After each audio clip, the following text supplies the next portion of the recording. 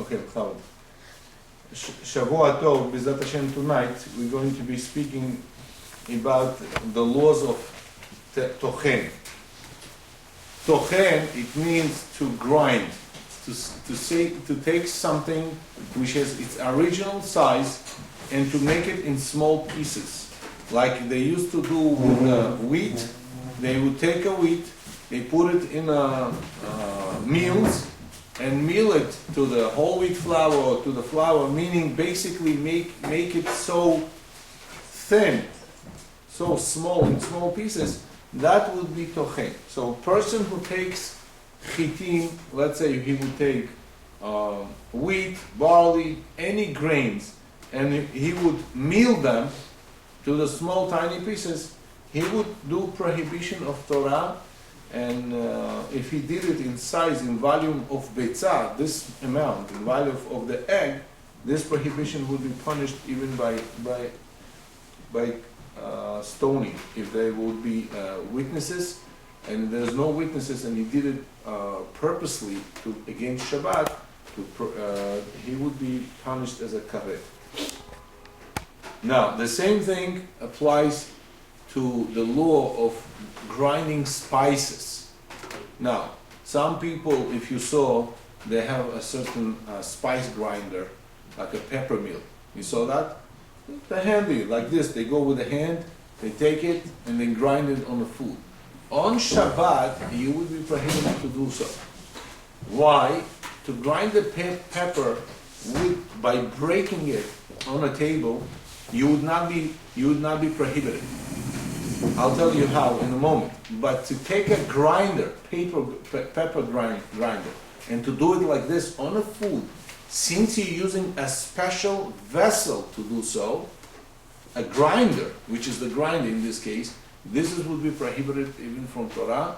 So therefore people should be very careful. In some restaurants, they told me, Glad Kosher restaurant it used to be, once I passed next to Glad Kosher restaurant, on Shabbat it was open, because they had the meal there. Okay, they prepared everything before. But on the tables, they had those meals on Shabbat. So I said, how could you have them? The kosher restaurant, it's against Shabbat. You have to change it for Shabbat. A regular salt and pepper holder you have to have. The same thing applies for the person who takes a piece of wood and chops it into small pieces. Sometimes, people, they want to clean their mouth, they take a toothpick. And sometimes toothpick is not thin enough for them. So what they would do, they would take a toothpick and a knife and they slice it in 2 or 3 pieces. And this way they would be very comfortable cleaning their teeth. This for Shabbat would be grinding. Or somebody who cuts off the wood on Shabbat, and he needs the nesoret, the scent, the wood scent that comes out of it. That also would be grinding on Shabbat. Or someone who takes a piece of metal and cleans it, and he needs this fine pieces of metal that fall down, it would be grinding on Shabbat also. What about soap that has images? Or any soap that's hard? That's not grinding. That's you raising images, different prohibition. Now, we also, a person who took a piece of land, right? And he wants this land to be very fine, piece of ground, and he breaks it with something. It's also grinding on Shabbat, so you would be prohibited to do so. Now, coffee. Are we allowed to grind coffee on Shabbat? Your husbands, they like coffee and they want fresh made coffee. Would you be allowed to do this for your husband on Shabbat? Halacha is no. So, coffee beans, they have a special grinder and they would grind it like this and they cook it, right? You would not be allowed to do so. So, halacha is you prepared before Shabbat. If you did not prepare this before for Shabbat, so you use your instant coffee for that Shabbat. You don't do it on Shabbat. Now,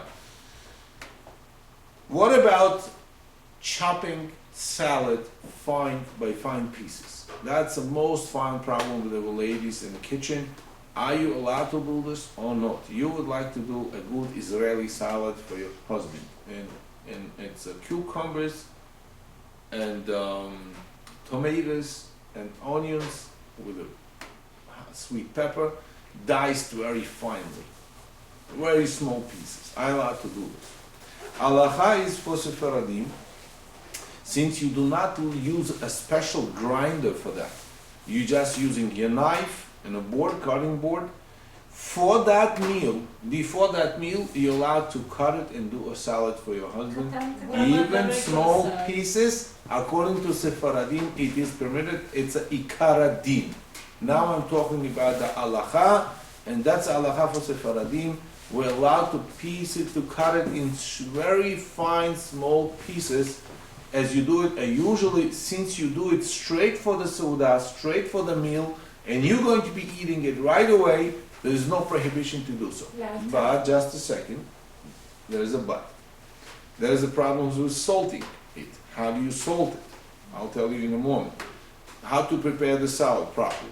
So you cut it finely. How much in advance, how long in advance you could make it before your husband comes from the synagogue? Not more than half an hour before.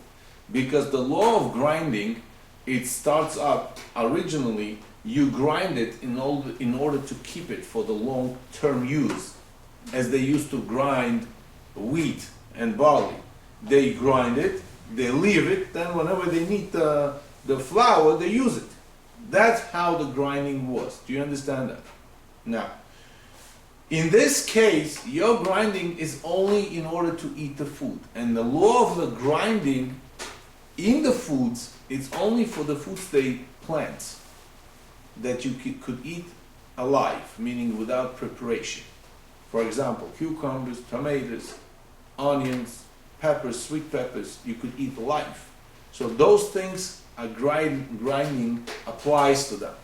So when you are allowed to do this, not before half an hour before starting seudah.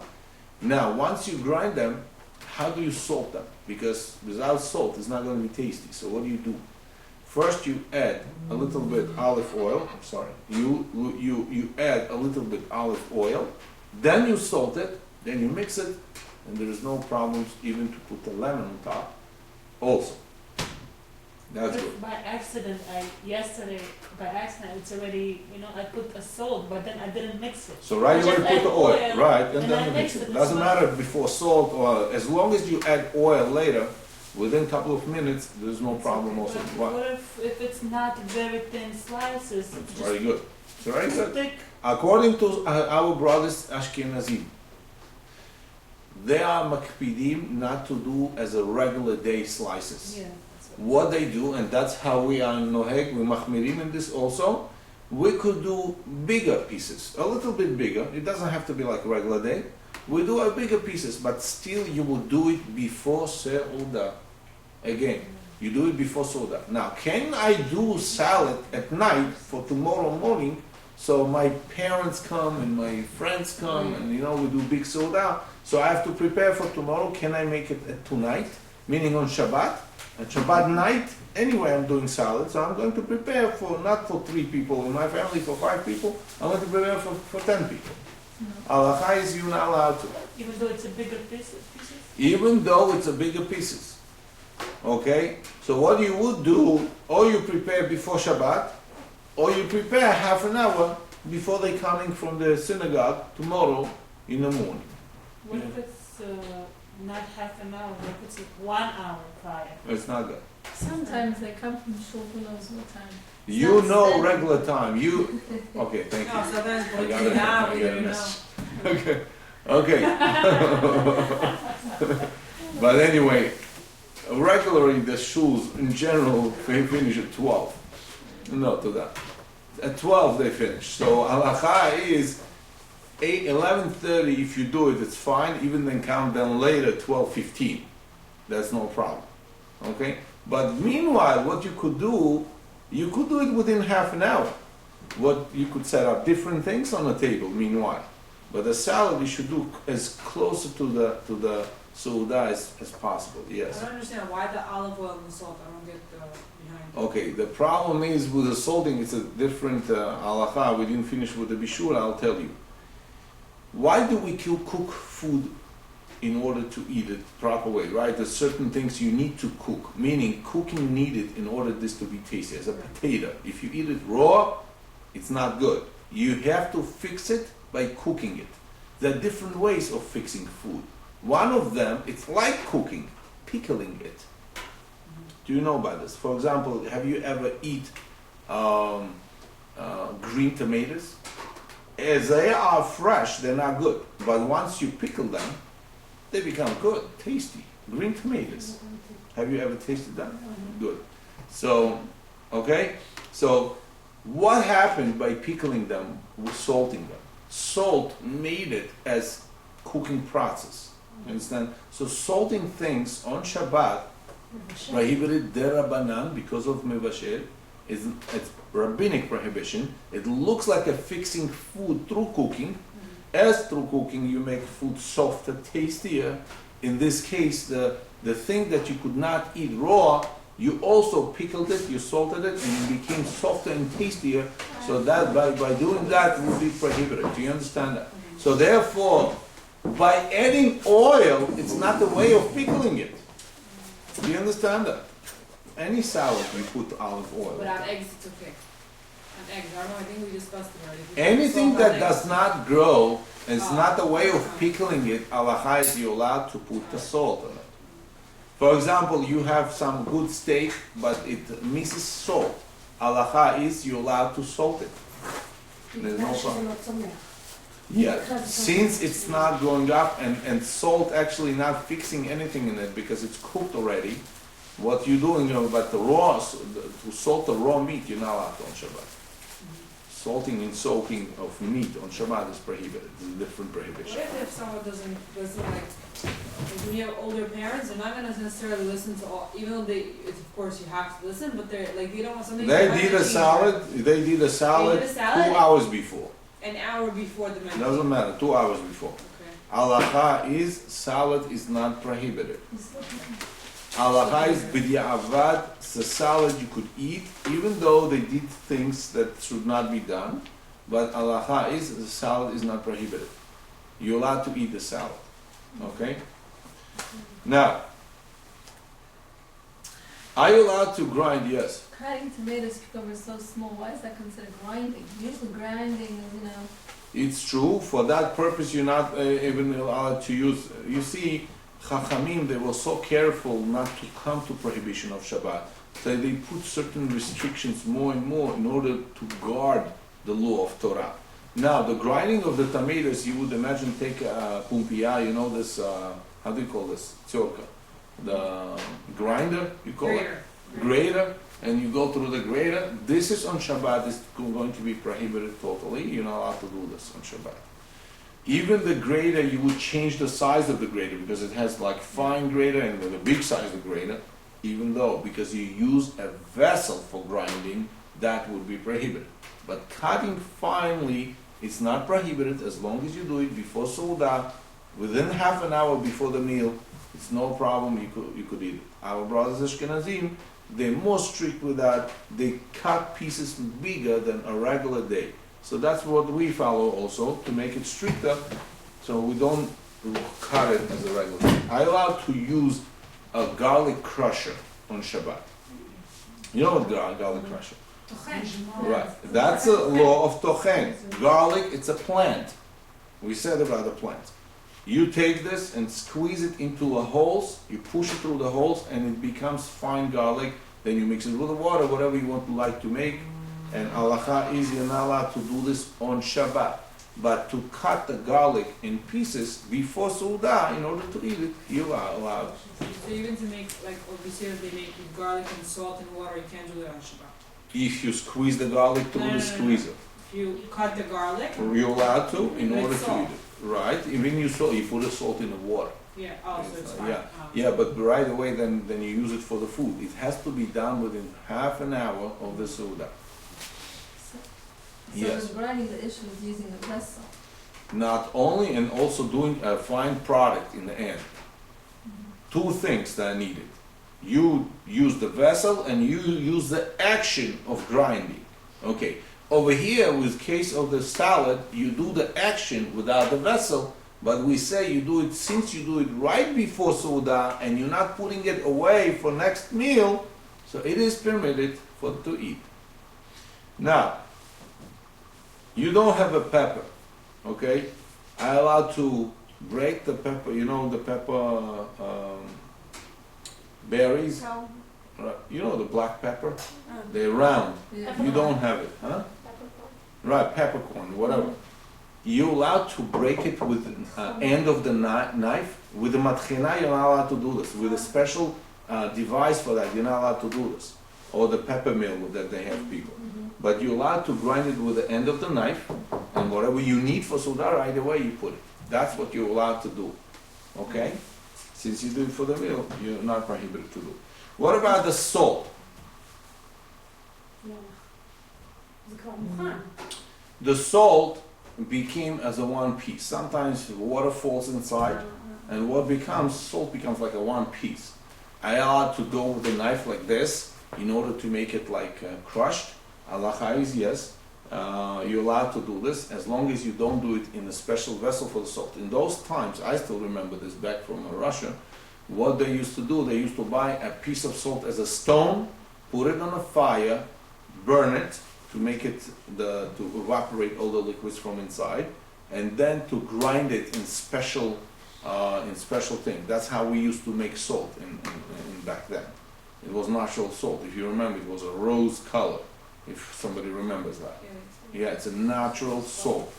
Okay?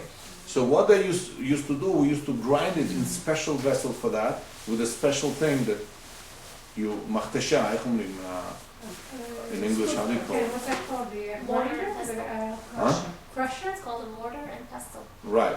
With this issue, with these things, you're not allowed to do this because this is going to be a vessel, special vessel, and you make it fine. But with this vessel, that would be, and even salt doesn't grow from the ground. Even salt is not a plant, but it's still prohibited to grind. But how's it different from using the back of a knife?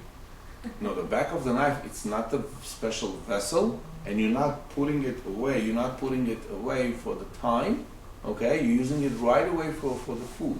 You understand? Even though there are two shinuim, there are two, how do you call, two differences you make.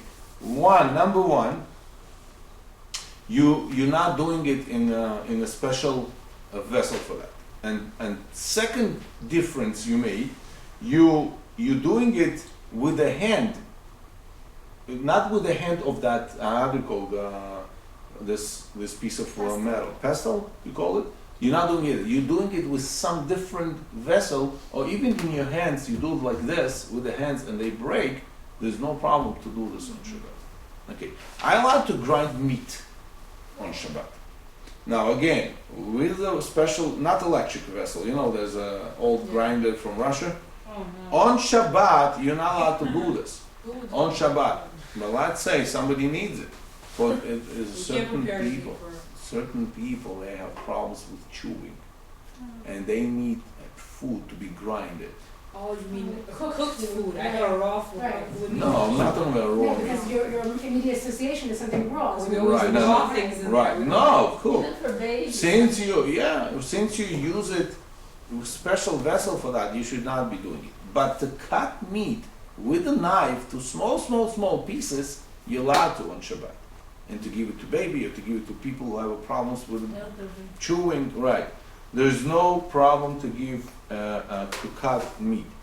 Now, בגלל שזה לא צומח. right, because it's not a plant, because it's not a plant. Okay.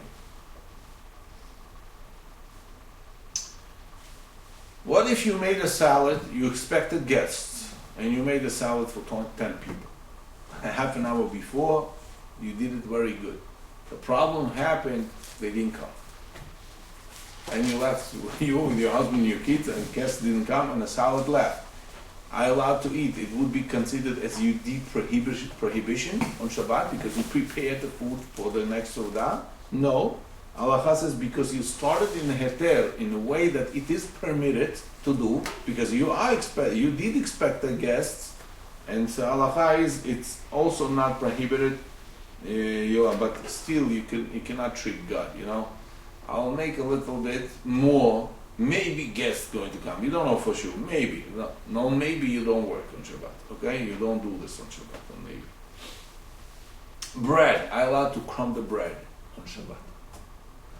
There is the law, en tchina achar tchina. There is no grinding after something that was already grounded.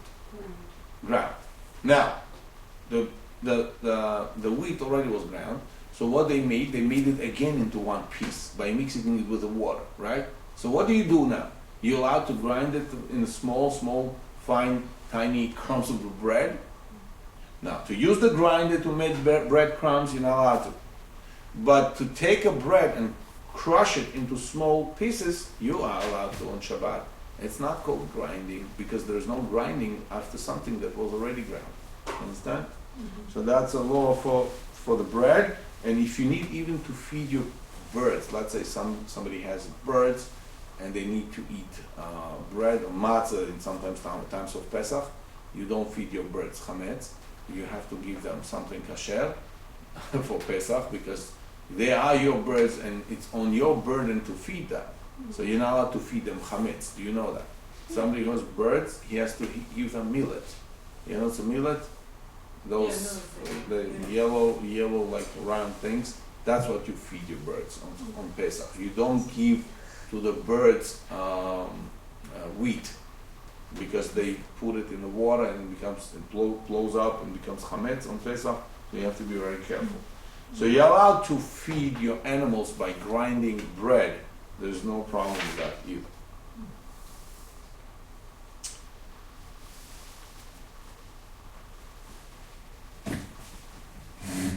I allowed to prepare food for your animals, like for tomorrow. Let's say in those times they used to have it, but today it's good to know also if somebody would go to farm on Shabbat, is going to stay there, and he says, listen, tomorrow those pieces of peels that whatever left, I'll cut them in small and leave it for tomorrow morning. I'm giving to my birds. So halacha.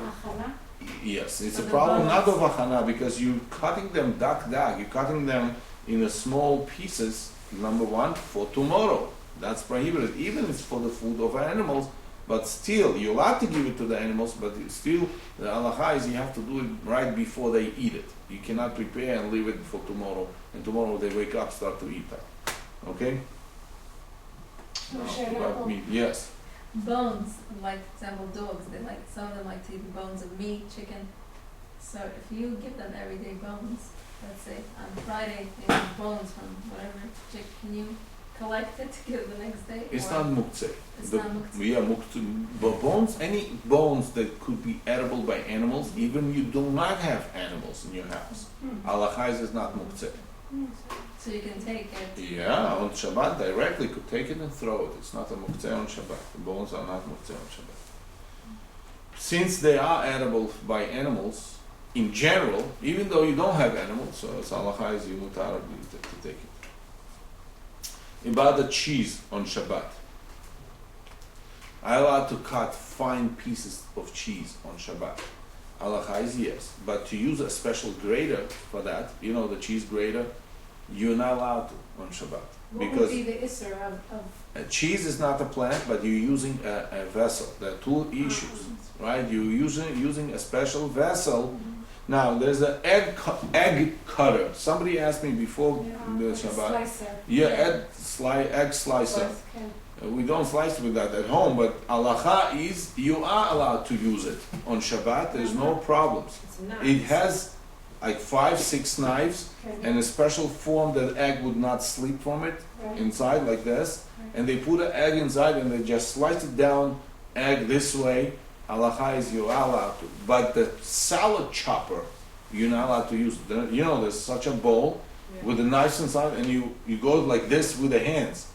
This is going to be a vessel that cuts very fine and you're not allowed to do this on Shabbat. So basically all vessels that cut very fine shouldn't be used on Shabbat. Right.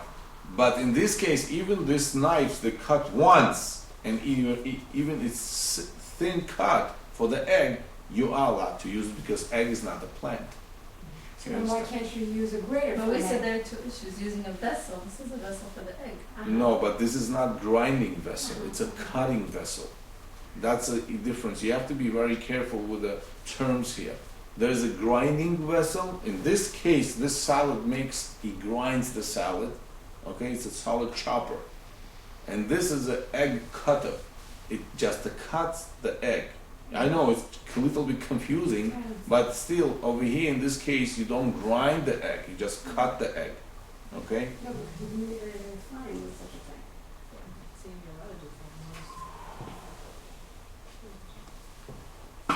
Now, about to make, there's a salad maker for the gezer, carrots. You take a carrot and to cut them like a spaghettis, the special cutter for that. That would be also fine grinder for the carrots. On Shabbat, you should not be using it. Okay. Now, are you allowed to use the peeler? Your question is exactly the next question. A peeler on Shabbat. You said Yes, yes. halacha. I said yes, right? Okay, halacha is yes. Halacha is yes. You're allowed to use it, and it's just a knife. Even though it takes a certain layer exactly, not like a knife, but still it's just a knife. You're allowed to use a peeler on Shabbat in order to make your salad. Okay, there's no problem to use it. It seems like it shouldn't be something because it's also Because it's boiled. cutter. No, it's not borer. Anything that you can be eaten like this, but you don't like a peel, even though you don't like a peel, halacha is the only way to eat it. You have to peel it, like an orange or egg. You're allowed to peel it, and there's no problem with that. But there are certain cucumbers that you wouldn't eat the peel. So, even though the only way to eat it is how? To clean it. You are allowed. It's a derech achilato. We learned it's a way of eating it. So since it's a way of eating it, you're allowed to separate the peel from the actual food.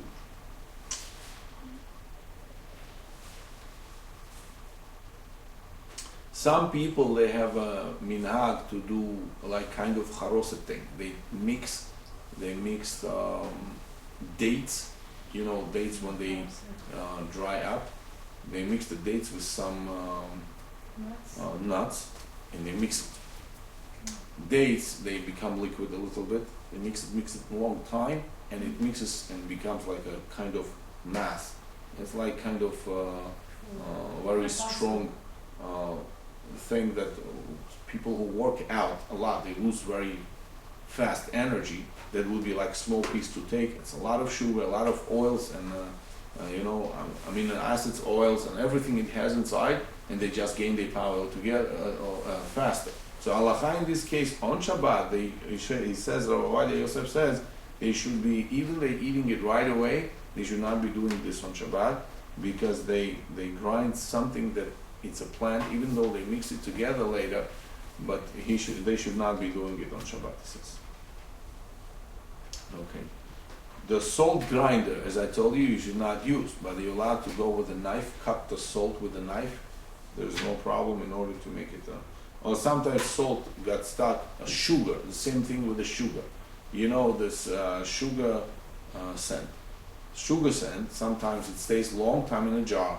What happens with that, it gets stick together. So you're allowed to, you're allowed to bang it once so it just goes out. Yes, you're allowed to do this. Or with the knife, go in with the knife like this inside. It's going to break, and you're allowed to use it. Now,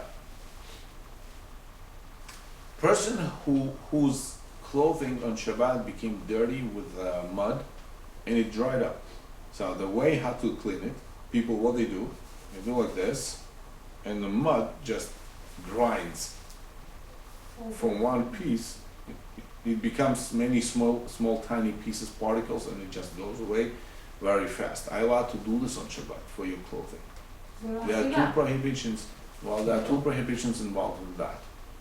One prohibition is grinding, even something that not food, we said, piece of land, piece of sand that became together, gush adama, right? You're not allowed to grind it. But the second prohibition is cleaning your garments. Now, on Shabbat, if you do it bishinui, if you do it differently, not as a regular way, meaning to clean it straight like this, okay, in this case, what have I told you? It's a dry mud, so you would like to clean it, so do it bishinui, a different way. From the back, you catch up your garment from the back like this, inside, you see how I'm holding it, and you do like this. And then you do it like this, it goes away, there's no problem. With the napkin? Huh? The No, napkin? no, you don't do it enough. Some people, when they sit on a table, some oily stuff goes on the garments, they take right away salt and putting salt, that's prohibited. You know that on Shabbat. Yeah, vodka, some people put vodka on it. Doesn't matter with what. Yeah, sometimes vodka they use in the cases of wax of the something fall on them and they became dirty. The vodka, the chemicals of the vodka will make a wax to go away. You understand? And they clean it. That's a process of cleaning on Shabbat, cleaning your garments on Shabbat, and it's called laundry. Laundry. What's the difference? A little bit you cleaned, or what's the difference? A big garment you cleaned. It doesn't matter. Even a little bit of, you're not allowed to do this. Okay, let's move on.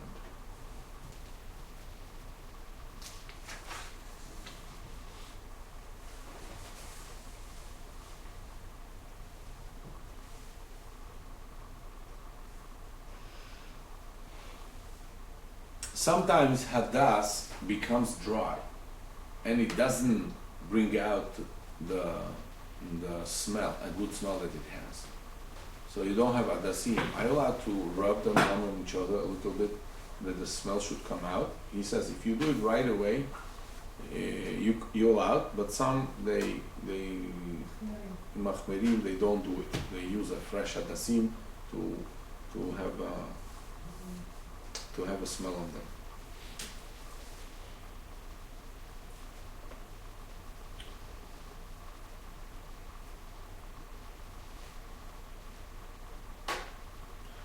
Okay.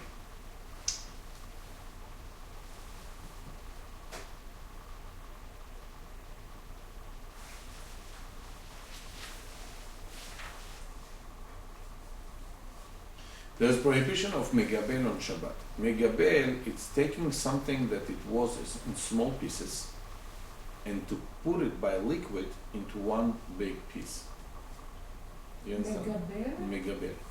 Right. It's not a lash, it's megabel. Megabel, it means many small pieces, you add up a little bit liquid and it becomes one substance by that liquid. Liquid unifies those pieces together. On Shabbat, so he brings the case here. In those times, it was a place where people didn't have bathrooms, so people would go outside to bathroom. So let's say number one, he spills his urine on afar, on sand. The pieces of sand, urine, what makes it wet, and they connect each other. So since he has no intention in his mind to make those particles together, he just has intentions to go to the bathroom, there's no prohibition of doing it, and he's allowed to do this, and he doesn't think in order to make like a one piece of the, so halakha is, in this case, it is not prohibited. Okay, now also I wanted to talk about tikkunei ma'achal.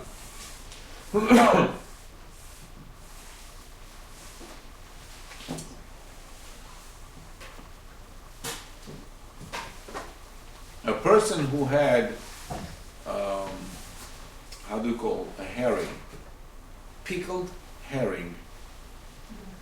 Now, when he brings it home, he doesn't want it to dry. A lady, she wants the herring fresh. What she does, she put on top of the herring a little bit more vinegar.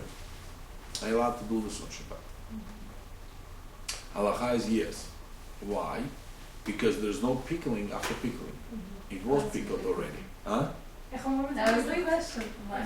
Kvisha. אין כבישה אחר כבישה. Because it was already pickled, so if you buy from those cans that are already cut up, Right. it's already pickled, so I can put more vinegar? In order to make it what? More tasty or what? I'm just asking the concept. You can still put more vinegar? So I'll tell you, if you feel it's not pickled enough, let's say the company forgot in some wine to put the vinegar inside, and you doing it, and now it would be prohibited. But for example, to make it tastier, just to add up the flavor, is not prohibited. So not prohibited. So now in this case, let's say you did pickles yourself at home from cucumbers, tomatoes, or whatever, and you brought some on a table, but when you ate it, you realized that it's not ready yet. Sometimes it takes over 24 hours to be ready. It's not ready. I allowed to go return it back to the original jar where it's going to be again staying in pickling tomorrow, continue to be pickling? No. In this case, no. But if they already completely pickled, they're ready to use, you're allowed to return them back. Whatever left always, there is no pickling after pickling. But the first case, it was not pickled properly, so that's why you're not allowed to return it back. But what they should do with it then? Put it, You put it away after Shabbat. You wait after Shabbat, and after Shabbat you return it. And, okay?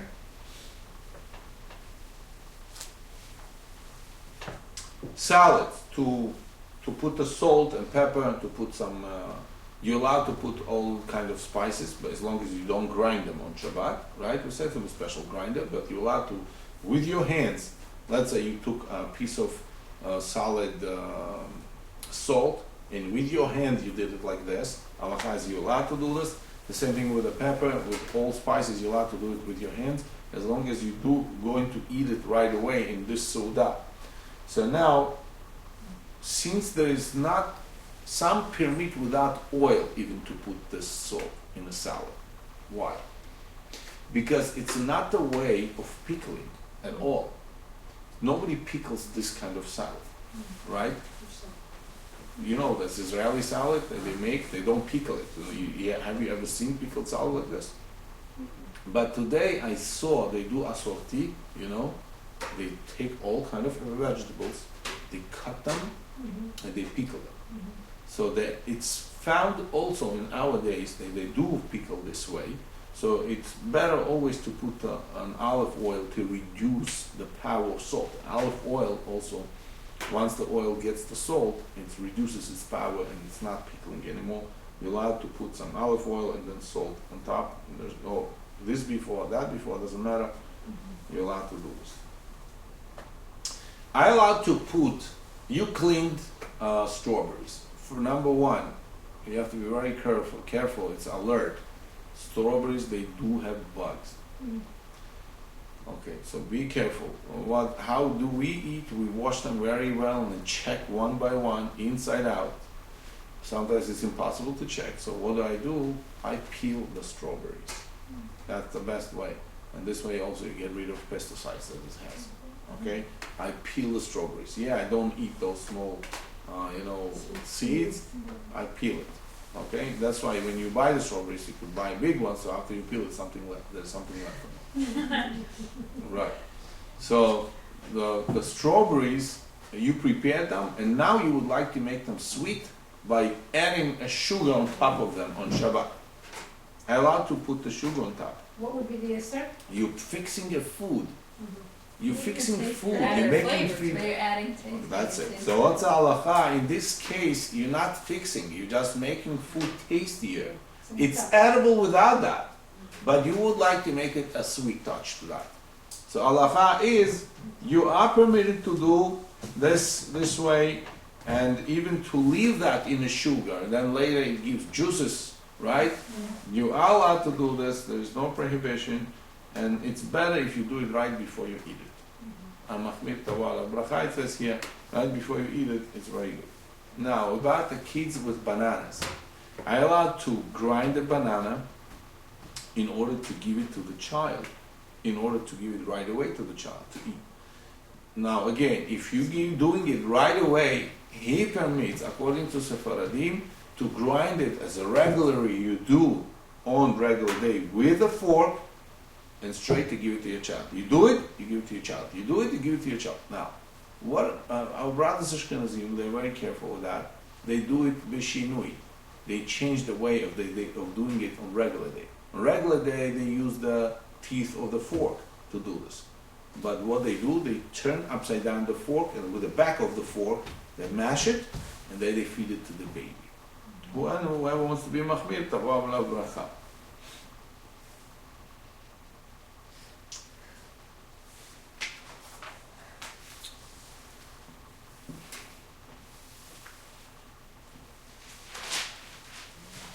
I allowed to do mayonnaise on Shabbat. Put my name on the salad here. Nah, to make it. Yeah, How the do you next make mayonnaise these days. I have everyone place nowadays. We don't buy it. You see, I have to give you this halacha because the Eshet Chayil, she would know to do even in the time that she doesn't have a mayonnaise and she needs it. So what do you do that? How do you do this? You take eggs, you take oil, you take some powder, chardal, mustard powder. You take sugar and salt, and you mix it all together. If you do it in order to eat it right away, even though from all those substances you make a one piece, you add a powder or this together, and you mix it together. Halacha is you are allowed to do this in order to do it right, to eat it right away, and it's not called lisha. But you should be careful not to mix it as a regular day, b'koach, like a mixer. Do it differently. You mix it differently and not so fast as a regular day you do it.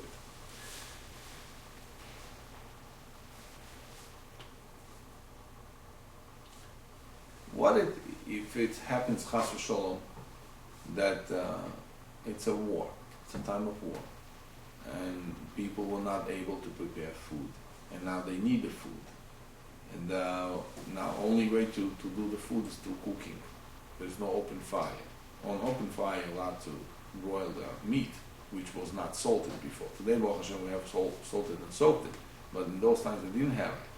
So now meat has a prohibition of blood inside of it. We're not allowed to eat blood. So are you allowed to salt and soak the meat? It's for pikuach nefesh. We said anything that needs to save your life on Shabbat, you are permitted to do.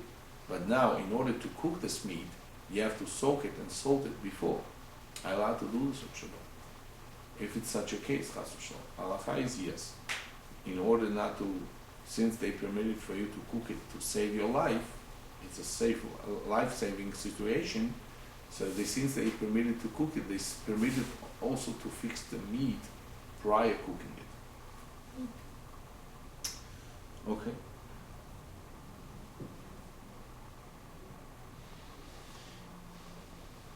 Person made a tchina before Shabbat. Tchina, they take sesame seeds, they grind it, and they mix it with the oil, with some certain ingredients, but it became very heavy, meaning it absorbed the liquids and became very thick, right? And you would like to dilute it. I like to add up a little bit of water or something else inside in order to dilute it, make it more liquidy, tchina. Yes, halacha, you are allowed in this case, and it's not called that you lash, because since you made it already before, you just liquefying it, there is no problem to do it. אז זה עבר את השינוי הראשוני כביכול.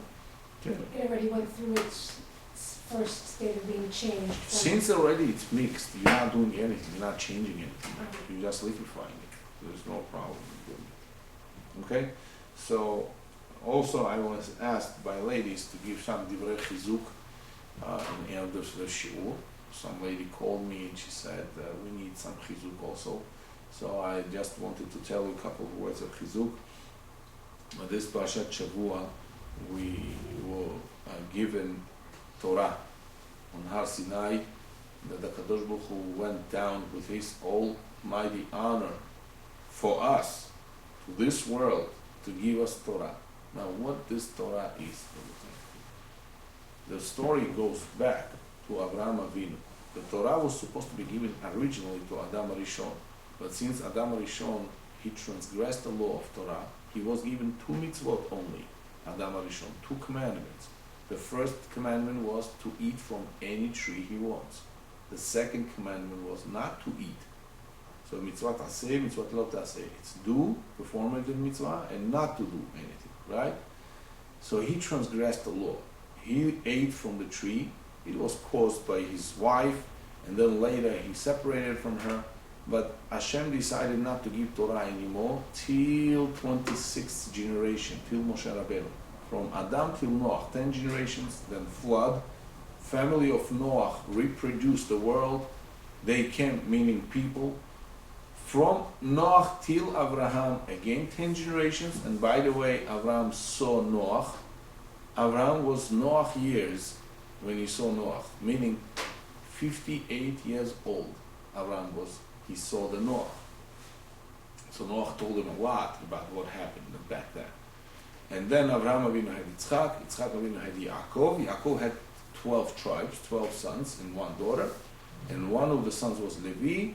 Levi had Gad, Gad had Amram, and Amram had Moshe. 26 generations. So Moshe Rabbeinu, 26 generations, he got the Torah first. Abraham Avinu was told to Abraham Avinu was showed Abraham, Hashem showed to Abraham Avinu what he's going to be worthy of his worshiping God, and he showed him Olam Haba. Now Olam Haba, it says no eye saw this pleasure and joy of that place. We don't know what that is. We cannot even compare to anything in this world. Since we know everything into comparison, we compare things. That's how we know what's better. There's nothing to compare with.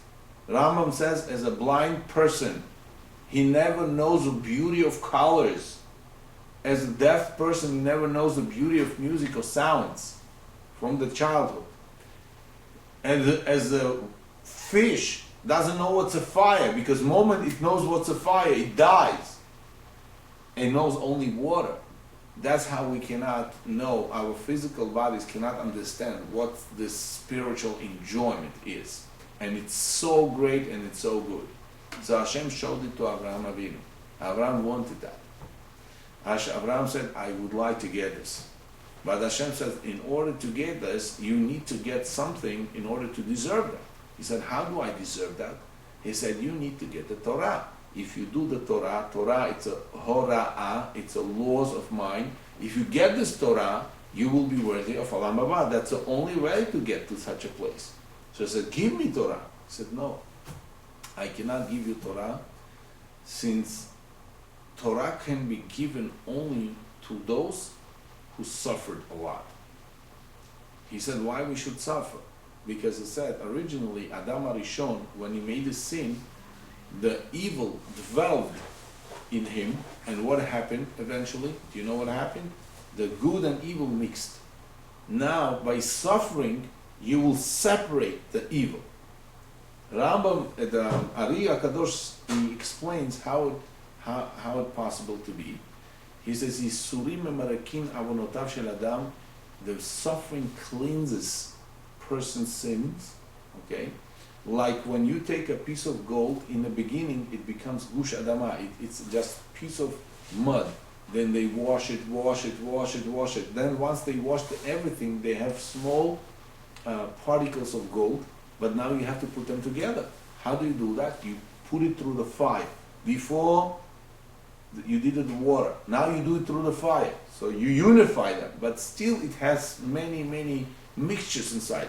You do it again and again. All the garbage goes away. Till from that big pile of mud, you bring out 1 ounce of pure gold. So Hashem said, you need to go through suffering. If you take suffering upon yourself, you'll get the Torah. He said, I'm ready. For that Olam Haba, I'm ready to suffer. Hashem tells him, 400 years your kids going to be in the strange land, and the nation that they're going to be there, they're going to make them suffer. So there is an asking question.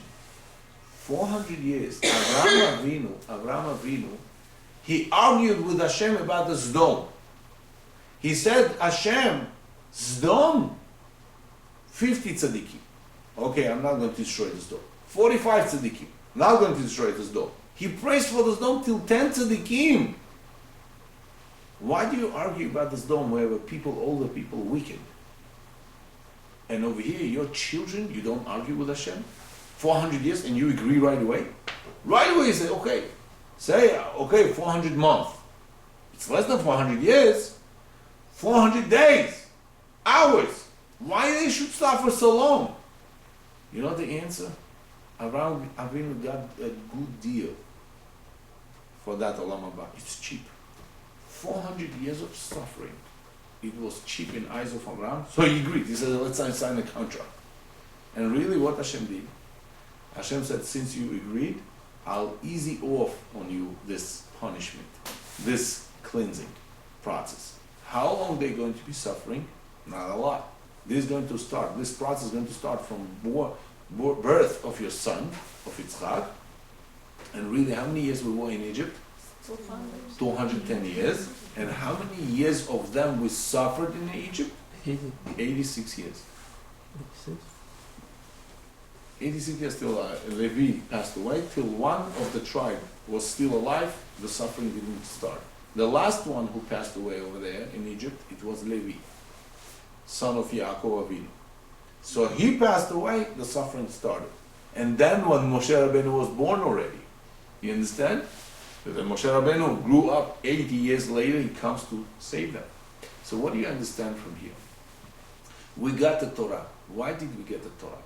Why do we need that? Some people say to me, Rav, if Hashem loves us, why He gave us so many mitzvot?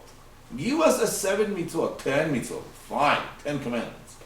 Why do we need 613? By the way, not everything we could do today. Why do we need 613 mitzvot? So Rabbi Hanania ben Akashya says, Ratzah HaKadosh Baruch Hu l'zakut Yisrael. Hashem wanted to make us worthy of getting Olam Haba. Lefichach, therefore, Hirba lahem Torah u'mitzvot. He made a lot of Torah and mitzvot. You know, Mashal Amar Dameh, what it compared to? If I give you 7 bullets to shoot the aim, to shoot the goal, right? And then I'll give you 613 bullets. And if you shoot into a bullseye, you get the present. To whom I made more favor? To one who gave us 613 bullets. Over there, he just closed eyes and shoot, you get it. Right? With one only mitzvah, you could get to Olam Haba, but you have to do it proper way. You have to do it from all your heart, with all your mind. With one only mitzvah, you could get to Olam Haba already. How great your Olam Haba going to be, which area you're going to be there living, it depends on your worshiping, how do you worship Hashem. Do you understand that? On which level you're worshiping Him. But with one mitzvah, you're already getting Olam Haba. The problem is, you never know with which mitzvah you were there for Olam Haba. Because most of the mitzvot, what people do, because of certain reasons. Let's say some people, they keep mitzvot, keep Shabbat in order not to burn in a Gehinnom, in a hell. I'm sorry for expression, but I'm just saying to you, certain people, that's how they live.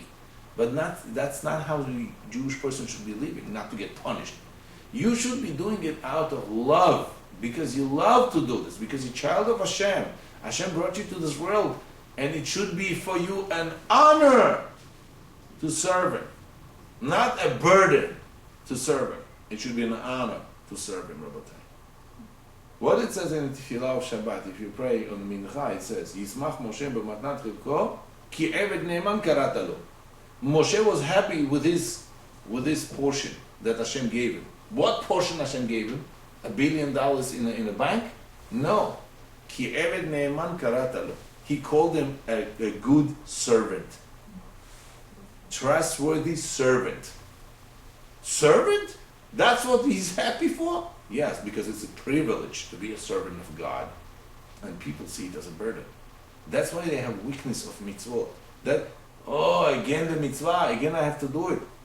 No, it's a privilege. You serve the Almighty God, Creator. It's a privilege. And then when Hashem sees your mind, how you serve Him, He serves you also. Everything in your life turns to be good. Why? Because you're the daughter, Hashem takes care of the daughter. You're the son, Hashem takes care of the son. You understand? Don't be as a slave to a master. Be as a daughter and a son to the father. That's a two difference of worshipping Hashem. Don't be as a slave to the master. Slave, he does out of force. A daughter and a son, they do it out of love and respect. So it's an honor for them. You understand? So Bezat Hashem, Hashem should give you a lot of blessing. Bezat Hashem, real shalom bayit, bracha v'atzlacha, Kol tov. Thank you. Yeah.